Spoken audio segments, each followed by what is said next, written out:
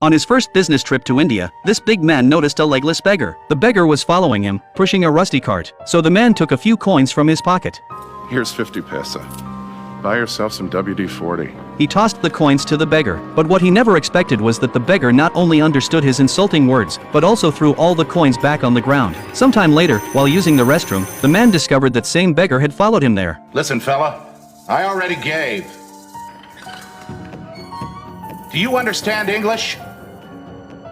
Furious, the man put away his newspaper and rushed out to confront the greedy beggar. Unexpectedly, the beggar suddenly erupted with strength, dragging his large body out of the stall. Later, a plane landed at Washington Airport. The man walked off the plane and, accompanied by a hotel bellhop, entered his reserved room with a vacant stare. The bellhop eagerly helped with his luggage, hoping for a tip, but the usually generous man just stood with his back turned, silent, showing no intention of tipping. After the disappointed bellhop left, the man finally turned around. He sat on the bed, expressionless. The next morning, police were called to the hotel. They found the man had mysteriously died. There were no signs of a struggle, but there was a set of strange fingerprints on the bedsheet. A child's print.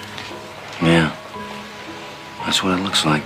However, judging by the way the man died, the killer couldn't possibly be a child. Later, Dana performed an autopsy. She determined his time of death was 24 to 36 hours prior. This meant he died before leaving India. A dead man had flown from India to the US, then taken a taxi and checked into a downtown hotel. This clearly defied logic. The two immediately contacted the Indian consulate. They learned that just 3 weeks earlier, an American businessman had also died in a hotel, in exactly the same manner as the big man. When Dana checked the autopsy report, she saw the recorded weight was 238 pounds, but the businessman's passport showed he was only 205 pounds. This 33-pound difference was a crucial clue. Suddenly, she had a terrifying thought. Perhaps the murderer in these two cases could freely enter and exit the victims' bodies. It was a stowaway husk, the size of a child. That would explain the small fingerprints. If they weighed the big man's body, she was sure his weight would also have increased by 33 pounds. Meanwhile, on the other side of the city, a man with a vacant expression applied for a janitor job at a school. The principal, impressed by his resume, overlooked his unusual demeanor.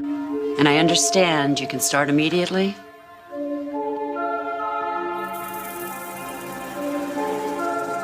A few nights later, a boy attending that school found a legless beggar in his room.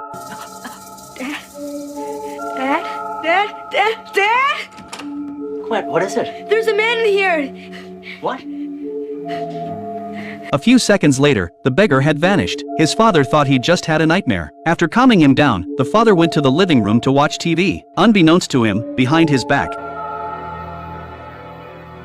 hearing his father scream, Jack rushed anxiously from his room. But by then, his father had already lost his life. At dawn, Dana and her team arrived at the scene. From Jack, they learned that last night he saw a short beggar who moved using his arms. All clues